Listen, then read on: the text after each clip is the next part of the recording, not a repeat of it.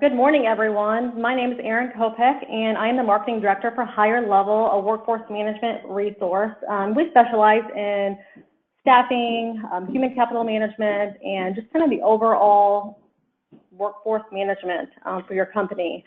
Thank you for joining us this morning. Our workplace webinar program, we're going strong on about 4 years now, and today you have joined us with a webinar entitling Achieving Financial Freedom and Peace of Mind with Brent McClure from Anders CPA and Advisors. So he'll start momentarily. A couple housekeeping things before we begin. This call will last, we're looking probably about between 45 minutes to an hour. You will have an opportunity to ask questions. Feel free to do that in your GoToWebinar question box. You can type those in throughout the presentation or wait till the end, and I would be happy to relay those to Brent to have those answered. So again, thank you for joining us today. And so Brent, a little bit about Brent. So he started with Anders CPA firm in 2015. He is a senior manager in the tax services group. Brent works with high net worth individuals and small businesses on their tax, trust, and exit planning needs. With over 20 years of experience, Brent enjoys helping clients manage their financials so they can focus on areas of business that are most important to them. Finding hidden tax credits and benefits to save clients money is something Brent is passionate about. Thank you, Brent, for joining us today, and I turn it over to you. Thank you, Erin. I appreciate that. Good morning, everyone. As Erin mentioned, anytime you have a question, go ahead and pop that in there, and Erin will relay those to me. And if we need to answer those questions right at that moment, great. If I'm going to cover that in the presentation further down the road, I'll mention that as well. Everyone often asks me what the SEPA designation means, and that is, let me see here. Let's see if I can do the page down. There we go. What that SEPA designation means, that's the last four initials after the name. What that is that's a 40-hour class we sit through, get the designation by taking a proctored exam at the end of that, and then we are armed with all these tools and techniques to go through with clients about exit planning. There are actually 5 of us in our office at Anders here that have that designation.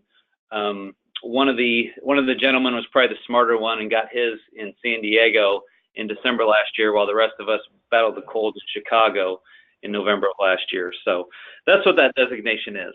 And today what we're going to be doing is I'm going to walk you through a high-level review of basically the exit planning process.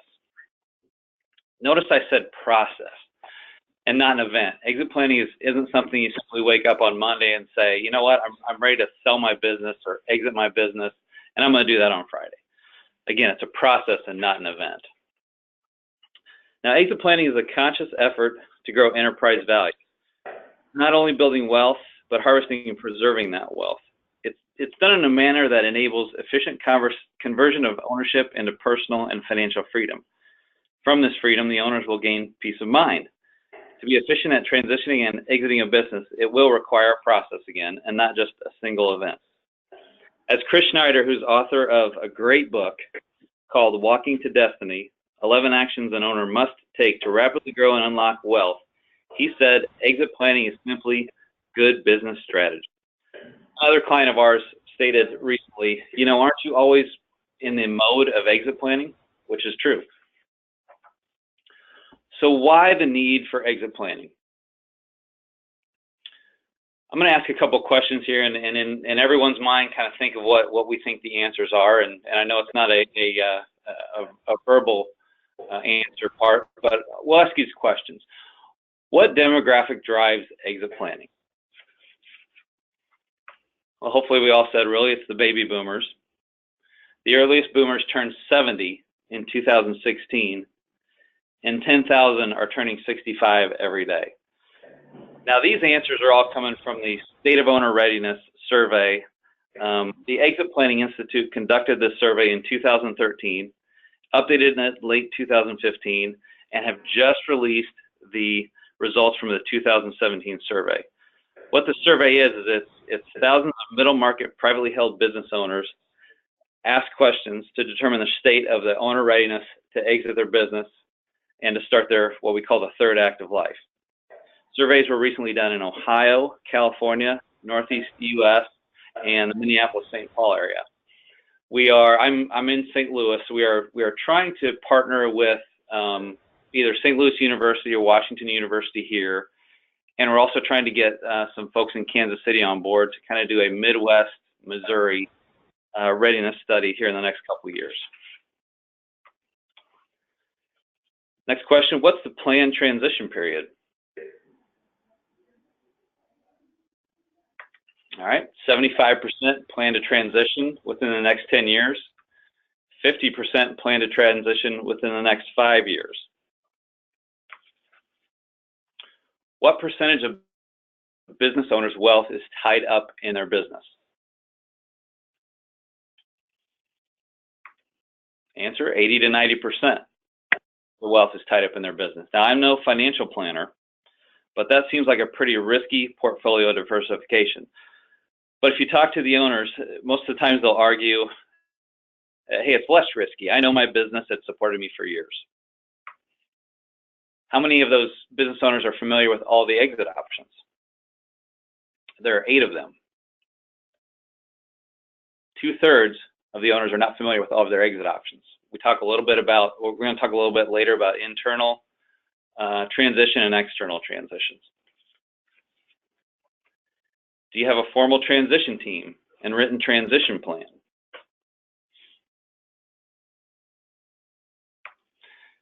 %78 of them, business owners surveyed, had no formal transition team. 83% had no written transition plan. And a whopping 49%, half of them, had done no planning at all.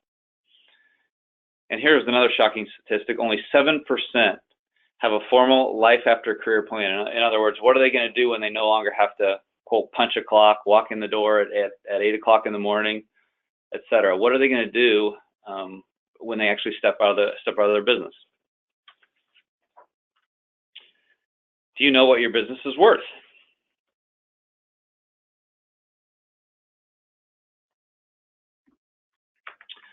%56% felt they had a good idea what their business is worth. It's a little over half. Only 18% had a formal valuation in the last 2 years. So a lot of times what we ask owners is, do you know what your business is worth? They'll say, yes, I do. Steve down the street sold his business for $6 million last year. I know his sales are around 12 million. My sales are typically around 10 million, so mine might be worth a little under 6 million.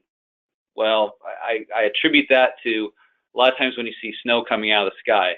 They all look the same, but once you get into the details of those snowflakes, everyone is different.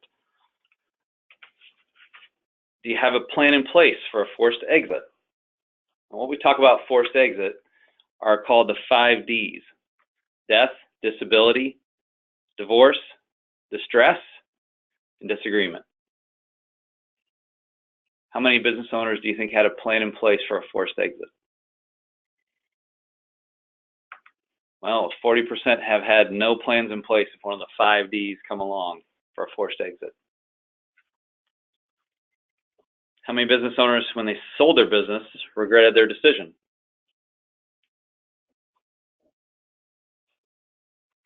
Three out of 4 business owners surveyed regretted the decision. What do we typically think the number one reason is that they regretted their decision? Let's just think about that for a second.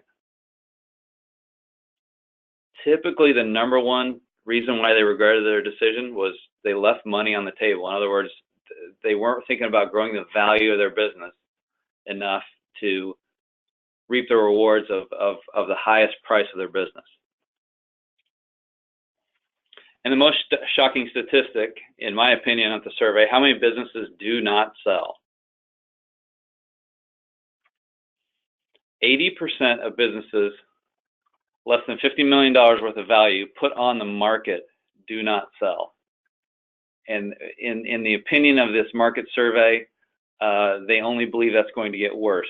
There is approximately $10 trillion worth of value of small businesses, less than $50 million, on the market today that will be looking to change hands to do some sort of exit, whether it be intergenerational transfers, whether it be selling on the market, over the next 10 years. So $10 trillion of value over the next 10 years. So how does Andrews approach the need for exit planning? We break down exit planning into 3 equally weighted categories: maximizing the value of the business, ensure the owner is personally and financially prepared, and ensuring the owner has planned for the third act of life. Each of these legs must be equal in length or value. Again, if you only focus on the business, your stool won't stand up and your master plan won't succeed. If each leg is not equal in length, your stool will wobble at best. So during this morning's presentation, I'm going to dive into the 3 legs of the stool. The first leg is maximizing the value of the business. One of the first steps in maximizing the value of the business is changing the mindset of the management style. Most business owners fall under what's called a lifestyle management style. The business is built to support their personal lifestyle as well as support their family. As long as a business continues to meet that type of lifestyle, they're satisfied with keeping everything the same. They will argue that this management style promotes family stability and allows them to focus on their life, health, and ultimately what makes them happy. While I don't disagree that with these benefits, we need to change this mindset to a value creation management style. By focusing on creating value in the company, this will ensure owners are ready for unplanned emergency situations, ensures management and company continuity, and will ultimately provide a better cash flow to the company.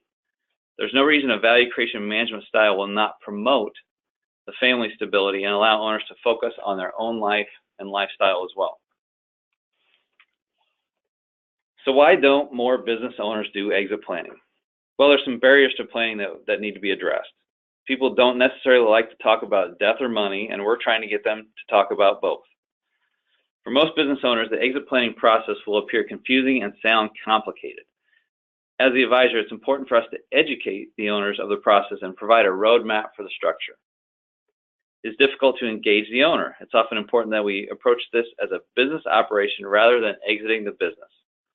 Owners do not like to feel unwanted, so approaching planning as business strategy is key.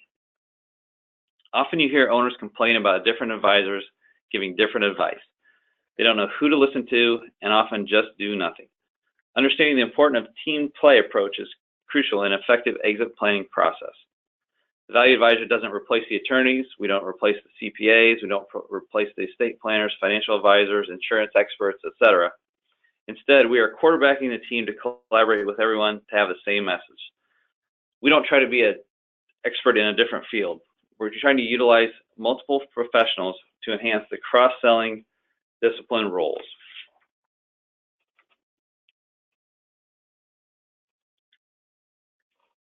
Next, we see here the value acceleration process, which is what we as CEPAs walk through in maximizing the value of the business. It has 3 gates. Three phases: the discover phase, prepare phase, and decide phase. What we're going to touch on first here is the discover phase. In the discover stage, an exit readiness assessment is completed.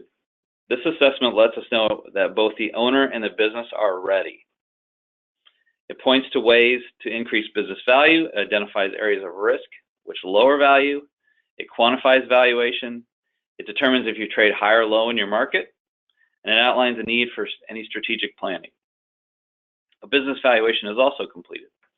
The business valuation will gauge how the business is doing relative to the industry, identifies financial opportunity or strength, identifies any needs for personal and financial planning, and identifies the needs for strategic planning. Out of the exit readiness assessment and business valuation, we develop and prioritize personal, financial, and business actions to improve value and readiness. We also establish an implementation schedule. Next stage is the prepare stage.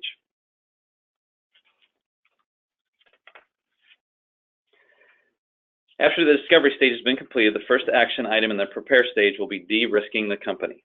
This can be as simple as adopting a written contingency plan to document how core business functions will be performed if key personnel are absent.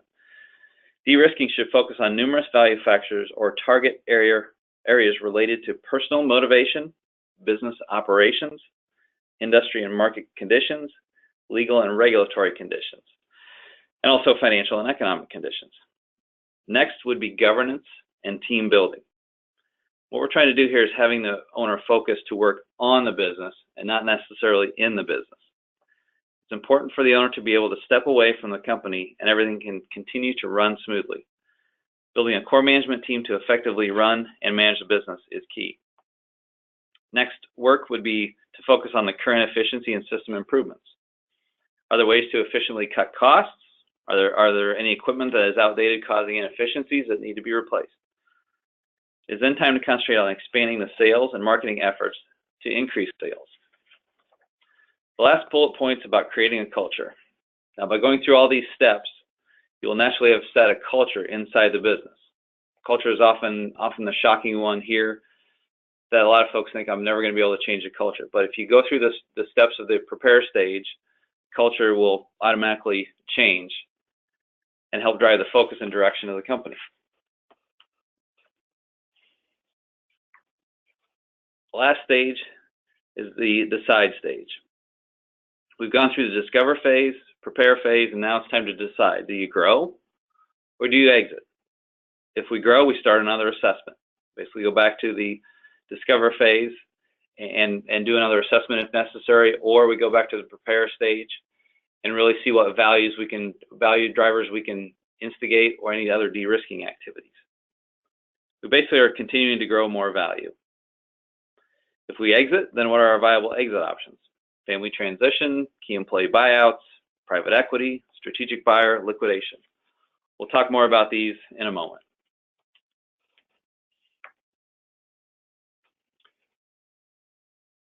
In general, there are two categories for private ownership transition: inside transactions and outside transactions. Let's take a look at the inside transactions. Intergenerational transfer is a transfer of business stock to direct heirs, usually children or grandchildren. Roughly 50% of business owners want to exercise this option, but in reality, only about 30% do. Does anyone know why? Typically, family dynamics come into play. Kids don't want to be in the family business and have only worked there to keep the parents happy. Listed are some general pros and cons of inside transactions. Some specific to the intergenerational transfer include pros of lower cost, more control, higher buyer-seller motivation. Cons include key employee flight risk. In other words, companies are going to the family where key employees might think that they have some right to business ownership. Tradition may outstrip good strategy. It's often a path of least resistance, but not always a path of growth or success. Management buyout is when the owner sells all or part of the business to the company's management team. Management uses the assets of the business to finance a significant portion of the purchase price. Pros are continuity, highly motivated buyers. This also can be combined with private equity to access any additional capital and resources for growth. Cons are management might be sandbagging to devalue the company before purchase. In other words, not making the company look as good as it can be. And often there's a distraction there that managers are often not good entrepreneurs. Sale to existing partners. The sale to existing partners' success is closely linked to the existence and quality of a buy-sell agreement. This option is not available to single-owner businesses, typically partnerships or S-corporation ownership structures. Pros in doing that, we have some well-informed buyers, it's a controlled process, and it's typically a lower cost. Cons are typically the buy-sell agreement may restrict the selling options. Selling to company employees. ESOP plans, in other words, employee stock ownership plan sales. What happens here is the company uses borrowed funds to acquire shares from the owner and contributes the shares to a trust on behalf of the employees. Pros are shares are purchased with pre-tax dollars by the ESOP. ESOP is not a taxable entity. May cause employees to think and act like owners. In other words, they have an ownership share in the company, so now they're going to do what's best for the company. Cons, it is complicated and it is expensive. It requires securities registration exemption and requires an annual audit. The company is compelled to buy back shares from departing employees can also be a con. Outside transactions. Third-party sales is when the owner sells the business to a strategic buyer, financial buyer, or private equity group through a negotiated sale, controlled auction, or unsolicited offer. Pros in doing a sale to third party: stability of deal terms, business refresh, in other words, growth from a new influx of cash, breaks deadlocks at management level with the family. Cons include distraction, loss of focus from owner, privacy concerns, emotion for owner, and it can be difficult to close. Recapitalization. Recapitalization is finding new ways to fund the company's balance sheet. Essentially, it brings in a lender or equity investor to act as a partner in the business. You can sell minority or majority positions with recapitalization. Pros: it allows partial exit, reduces the owner's risk. In other words, the owner can take some of the cash off the table, provides growth capital, and it works well with a couple of the other exit options. Cons: there's a possibility of loss of control, depending on how much stake you sell.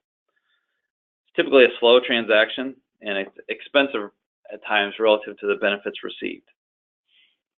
IPO, or initial public offering. I'm not going to touch on this option because it's not a typical option for most business owners that we're targeting with this. What that is you really take your company to market on some of the stock exchanges. So we're not going to be discussing that. Orderly liquidation. Orderly liquidation is when the business shuts down through a simple and quick process. Makes sense of assets values exceed the ability of the business to produce income required to support the investment. Pros: it's an efficient way to exit, maybe less expensive than other options. Cons: uncertain on the proceeds, no money for goodwill, in other words, no continuing value of the business. And of course, you're going to damage your employee and the jobs there with an orderly liquidation. Next are listed some of the benefits of doing the value acceleration. We have predictable results. It's measurable at the micro and macro level. It breaks down these strategic programs into what we call 90-day sprints and connects those daily activities to the value growing in the company. It aligns the team and establishes a routine for continuous improvement, and it gets employees thinking like owners. It mitigates risk. In other words, you're de-risking the company by doing the value acceleration. It ensures the owner can cash in, whether planned or unplanned. Remember the 5 Ds: death, divorce, disability, disagreement. It integrates interdependent personal, financial, and business objectives into one master plan and ensures the owner and owner's family wealth are at the center of this business plan. In other words, the CPRs are quarterbacking the ultimate goal of the owner and owner's family wealth. The results can be stunning with good planning. Owners can control how and when they exit. We maximize the value in good and bad times. In other words, we're always at the top value, whether we see a dip in the market or whether we see a crest in the market. Keep more of what you get rather than pay Uncle Sam through some good tax planning. It shortens the due diligence and documentation period and have better control over confidentiality. Those 2 points, I'm going to make an example here. We had some legal team come in and give a presentation at our local exit planning chapter, and they kind of dumbed down a due diligence list, and it was still 14 pages long of information that they typically ask for. So if you start planning for this, we have what we call an electronic filing cabinet where you're going to have tax returns for the past 5 to 10 years, financial statements from the past 3 to 5 years, current financial statements, vendor contracts, key employee contracts, etc. You're going to have that all in your electronic filing cabinet. So if somebody does come knock on the door, you are ready for them in this due diligence stage. Because the last thing you want to do is scramble for all these documents and some rumors start floating around the office. Is the owner sick? Are they selling the business? Is the business in trouble, etc. So you have all this in this file cabinet that's ready to go on a pretty quick moment's notice if you do have someone coming and looking at the business. You also have those 8 strategic options to choose from. How do you want to step out of the business? And the owners also know that their future is secure. Now on to the second leg of the three-legged stool. This is ensuring that the owner is personally and financially prepared. Most business owners don't know how much they need to retire, and when asked, many of them will underestimate the amount needed. Individuals are living longer than ever. The risk of running out of money in retirement is a huge concern to business owners. Understanding the needs of these owners is crucially important to determining the correct time and way to exit the business.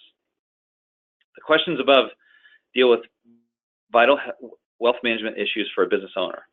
The first deals directly with retirement planning, ensuring one's retirement is comfortable all the way up until the last day.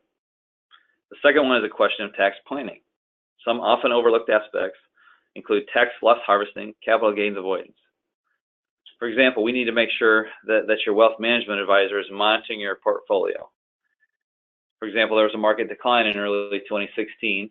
Of course, the big one was the most recent big one was 2018. So how were you prepared if something happens similar to that? The last question gets into the risk management and estate planning side of things. This brings up an important point. A good wealth manager or financial planner will often act as a quarterback of the wealth management process, very much like an exit planning advisor is the quarterback of the exit plan. Will the family and business be okay if I die or become disabled?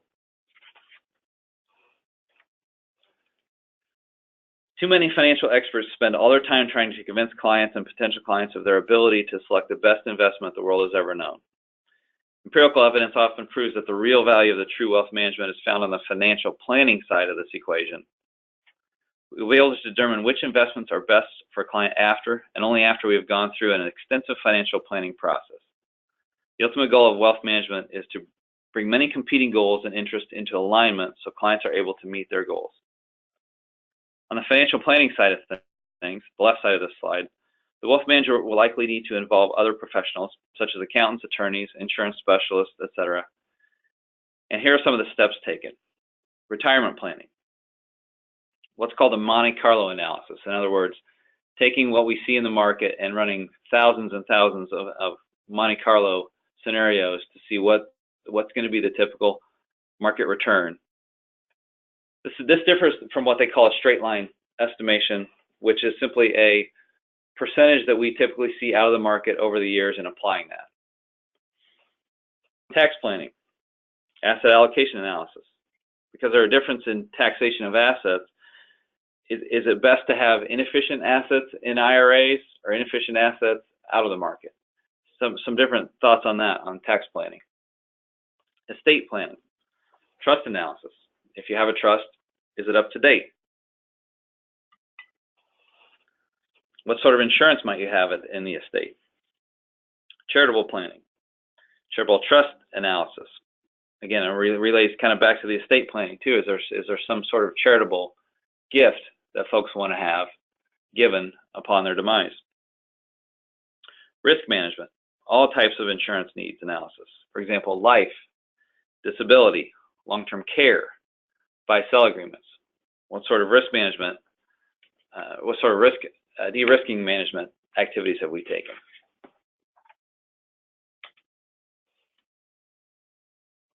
What you see here is a process that should be used to deliver on the promise of true wealth management. It starts at the center with the client and everything we do. In the case of business owner developing and implementing an exit plan, this process may include the following items. What do I need to get out of my business in order to live comfortably? In other words, let's look at that Monte Carlo analysis. Are we going to have enough to live if we get out of the business? Is my family protected in the event of an accident or death? What about my business? Again, we tie that back to the insurances, the 5 Ds we talked about before. Am I operating my personal financial portfolio in the most tax-efficient way? This is only a sample, as each business owner's needs will be different. You'll notice that the investment management doesn't come into the picture until the 7th step. The job of the investments is to be a tool that basically helps the owners meet their goals. If we go through this whole planning process and it's determined that in order to achieve your goals, we need to achieve a 3% annual rate of return. Should we invest in a way that gets us more? Remember, we're taking on more risk that way. So that's kind of the investment management part of the wealth management process.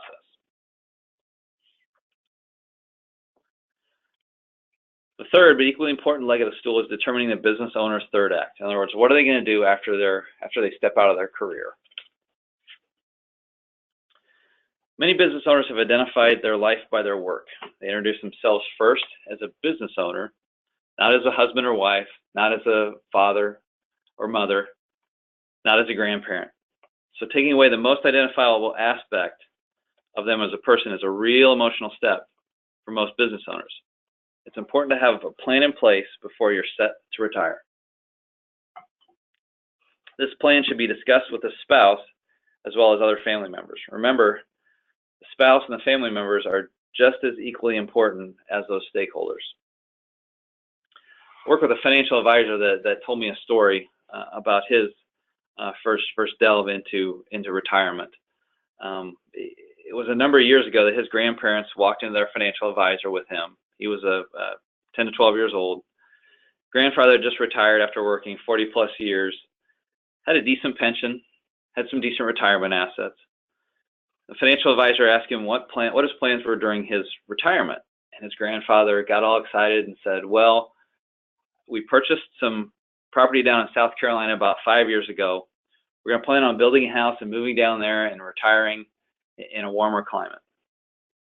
The financial advisor noticed the look on his grandmother's face, and grandmother all of a sudden spouted out, like hell we are. Moving away from our grandchildren, are you crazy? We're going to stay here and watch them grow up, help our kids when needed, and be a part of their lives. And it's just one example of how retirement planning can go wrong if not everybody is on board with the ultimate goal. And as you can imagine, Grandma won out on that contest, and his grandfather had to alter his third act. Now, all three legs of the stool need to work together in order to create the master plan. Knowing what your expectations are in retirement, traveling, moving, spending less, spending more, will determine what your financial need is during the retirement. Upon determining your financial need, you can determine if it's the right time to exit the business and live the life you're looking for. Creating a plan. Work takes up a huge chunk of time of everybody's life, and retirement can be a difficult adjustment if you don't plan for all the free time you'll suddenly have. Creating a plan for the third act of your life is not an easy task. A lot of folks say, I'm going to play a lot of golf, I'm going to spend a lot of time doing crafts, etc. But there's only so many rounds of golf you can play. There's only so many quilts you can stitch up, scrapbooking you can do, etc. After the initial retirement of excitement has passed, you'll need a way to keep yourself definitely busy. Depending on time, maybe health, etc., you're going to determine your activity level. It's best to create a plan around a passion. When you're younger, you may have goals of traveling the world. As you age, this might be less appealing, and you may want to vacation in Florida every summer and spend a majority of your time near the family. The biggest success to creating a third act plan is creating it around your passion. This will ensure you follow through with what you plan and lead a happy retirement, enjoying what you want to do. Once again, it's important to discuss this passion with other family members so grandma doesn't get mad, to ensure everyone's in agreement and everyone will be excited about the plan. Again, communication of what you're going to do is key. Oftentimes, make sure you establish a daily routine. It should not be difficult to make a morning or evening walk a part of your day, for example. Many people do enjoy golfing, hiking, other activities that also have a social component. They no longer have the excuse that they're too busy to exercise, too busy for projects, etc. It's a great opportunity to establish new health habits to help fill the time in the day. The business owners are used to being constantly busy, so establishing a daily routine before retirement helps ease any transition. Employees have a social life at work and can be a jarring experience to retire. Your friends at work probably won't have much time for you, so you'll need to make new friends. For example, volunteering in your community is a great way to meet new people and build your network. You may think network's not an important part after you retire, but we're still human and still need some sort of social activity. Also consider connecting with old friends who may be retiring around the same time as you. We had a client who came to one of our exit planning meetings, had already kind of stepped out of her business. Business was closing in a couple months. She came to one of our exit planning meetings in order to ask us for a network of retired business owners that she could start meeting, having coffee with, deciding on how they're going to spend their time, where they're going to put their energy, whether it be to social events, sporting events, etc. So we had actually set her up with a group of, I think, 8 to 10 other female business owners, same age group, and last time I heard they were planning on spending a lot of time on a certain charity. So we've touched about the 3 legs of the stool: maximizing the value of the business, making sure you're financially and personally prepared, and then preparing for your 3rd act in life. The value acceleration process that we talked about relies on a team approach, and the SEPA is the quarterback, driving all the disciplines towards the main goal, which is what? It's basically the goal of the owner of the business. Again, we're going to maximize the value of the business, personal and financial readiness of the owner, and planning for that 3rd act of life with the attorney, the financial advisor, the CPAs, the investment bankers, and of course, the family. If there's any questions, Erin, I don't know if there are yet. I do not see any questions coming in, but feel free to type those in now if you have any questions, and we'll give you a couple minutes to do so. While she's doing that, I am going to go through some of the roundtable discussion questions we often throw out to folks during our presentation. And again, this is often a discussion between everyone, and we got to get a lot of good feedback. But I'm just going to roll through these questions that we typically have on this. Based on the state of ownership statistics, how ready do you believe you are for a transition? And we often pose the question here, remember the 5 Ds: the death, disability, divorce, distress, disagreement. And the ways that those come out, and are we prepared for any sort of forced exit? And what have you done to prepare those? Is there any sort of de-risking activities? Second question we often pose to folks to think about, how would you transition and why? And oftentimes remember the 8 exit options, both the inside and outside exit options. Inside exits include generational transfer, management buyout, sale to existing partners, sale to employees. Outside exit, sale to third party, recapitalization, IPO, which we didn't touch on, and any sort of orderly liquidation. Next question we get a lot of different answers on, but what's your biggest challenge? A lot of times we hear it's getting the right employees in the right positions. We often hear competition is sometimes biggest challenge, market differences, market challenges, etc.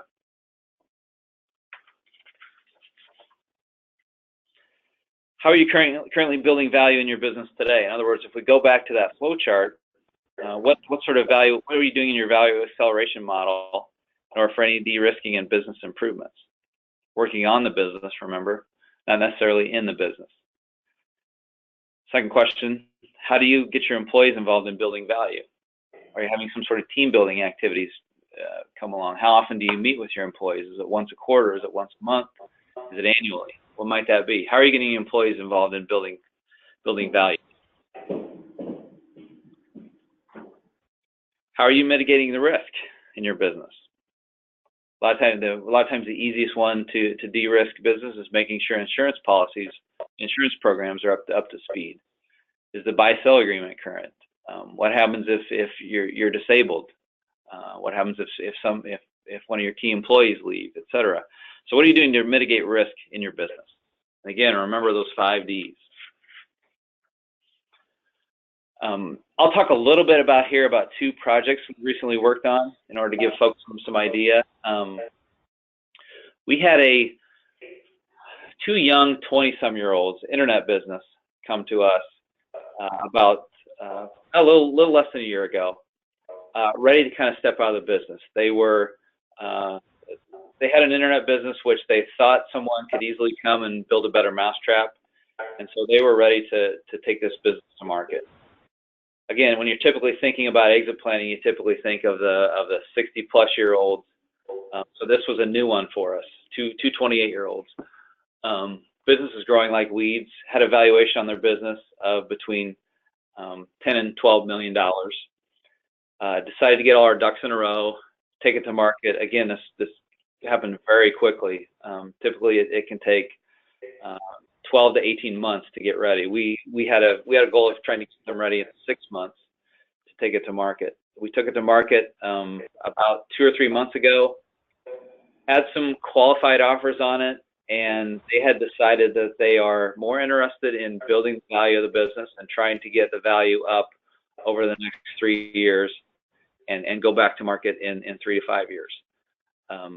Their ultimate goals were to retire, spend more time with their kids, and delve a little bit into the real estate market. So in order for them to reach those goals, their value of their business needs to increase a little. So they're going to work on that over the next 3 to 5 years, and then their kids are going to be in grade school and elementary, and a couple of them are going to be in high school. So that's their goal. So that's the first scenario. Second one is we have a gentleman who owns a transportation business, 73 years old, has owned this business about 10 years. He at age 63, at age 60, he retired from his previous job, had a decent portfolio, ready for retirement, and decided to buy a transportation business. So he's been running it about 10 years. 7 kids in his family. So that would tell you that, boy, there's going to be some intergenerational transfer here. However, he is more interested in giving it to his key employee. He's got 2 key employees, so more interested in selling it to them because the kids don't necessarily want anything to do with the business. So we are working on transitioning that to his key employees. Unfortunately, they don't have a whole lot of money to buy the business, so we're going to try to structure something where it's a slow transition and slow buyout for him over the next 5 to 10 years. So those are 2 of the projects we're working on right now. Any questions so far? I do not see any questions. No questions at all. You must be covering the content well. It is again, I want to make sure we reiterate this, and I'll just give you some key takeaways here. As long as I go down one. Oh, I went too far. There we go. Key takeaways. Again, I want to remember that this exit planning is a process and it's not an event. It is something that we want to make sure we work on not only daily, but with the goal of a couple years down the road. That's when folks are thinking about either stepping out of the business or just simply growing the value of their business in order to make more of a switch from the lifestyle management style to the value management style. I want to make sure we create a master plan, which focuses on each leg of the stool, maximizing the value of the business, personally and financially prepared, and ensure you plan for the third act of their life. Again, remember, exit strategy is a business strategy, focusing on the enterprise value and working as a team.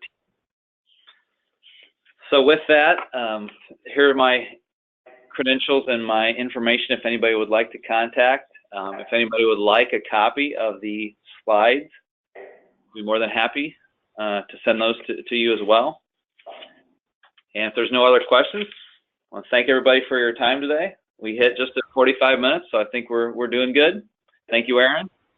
There's one question just regarding the book. What was the book that you referenced early in the presentation? Yes, the book it's called Walking to Destiny.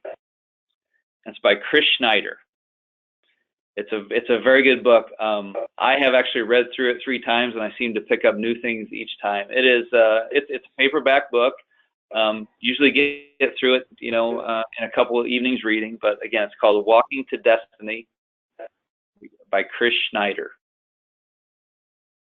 All right, Brent, thank you everyone for attending today. We are recording this video and it will be on the Higher Level YouTube channel and also on our website. We do have another webinar coming up next week, so keep your eyes out on the email. Next week, we'll be talking about the crucial roles to remember when having difficult conversations with employees. So something we can all learn from. Thank you again for spending your morning with us, and have a good rest of your day. Thank you.